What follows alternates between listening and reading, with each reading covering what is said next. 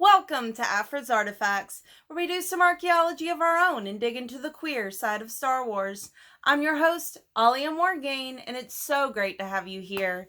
Well, this week we're going to be talking about Sinjir Rath Velus, my absolute number one favorite gay male character in all of Star Wars canon. He is wonderful.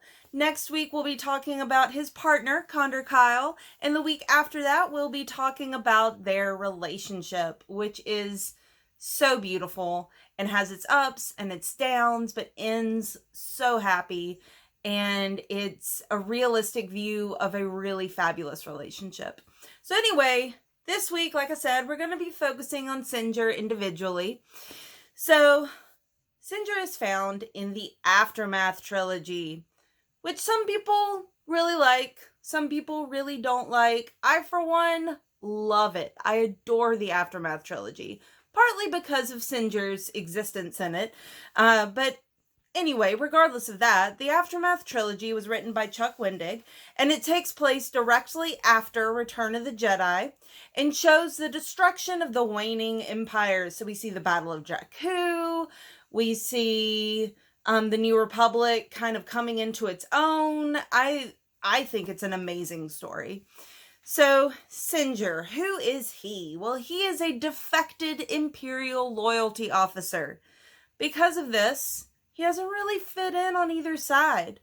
At different points in the story, Sinjir is accosted for being a rebel, and at other times, he's accosted for being an Imperial, just depending on who's doing the attacking. The poor man really cannot win, but he does find a place in the New Republic. He does find a family, essentially, amongst this sort of ragtag group of people, and it's really beautiful to see play out. So he is not really the most stand-up guy that you can look up to no matter what. He has a few flaws, but that makes him more human. That makes him more believable and more likable of a character. And I think being a believable, likable character with a fantastic sense of humor who goes through really difficult things and comes out of them better on the other side makes him an LGBTQ character that I can be proud of. So, as I said, he is hysterical in every way. Fantastic sense of humor. As he puts it himself, I'm a sassy bastard. It is my nature. Oh, I love him.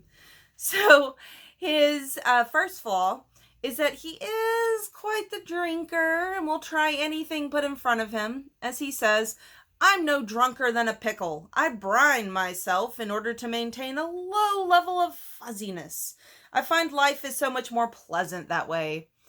So we see him drinking quite a bit, and it is a problem at times, but that's a realistic look at real people. His second flaw is a holdover from when he was that Imperial loyalty officer for the Empire, where he was trained to sniff out weakness in his cohorts and inflict not only physical pain, but emotional pain as well.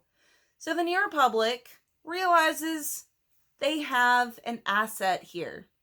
They can use Sinjir to do things that they don't want to get their hands dirty with.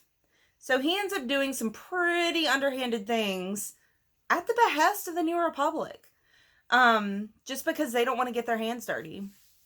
And at one point, throughout the story, Sinjir is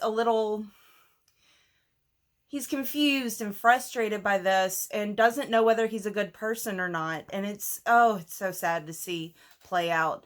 At one point, the narrative says, what he does not say is, I killed a man because he upset my friends, which only confirms for him what he's long suspected and irresponsibly denied.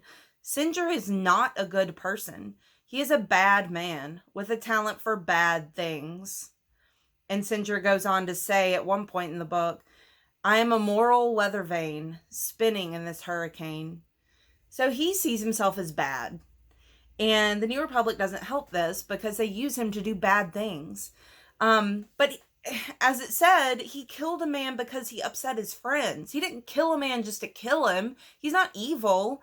He killed a man because he upset people he cared about. So he has a sense of morality. He has a sense of doing good deep down. So another thing to do with relationships, Sinjir, the narrative says, Sinjir knew all too well that affection was a weakness. Relationships were a rope to tie around your throat, a rope all too easy to tug and choke. With this mentality about relationships, Sinjir finds it very, very, very difficult to be in a relationship with Conder Kyl.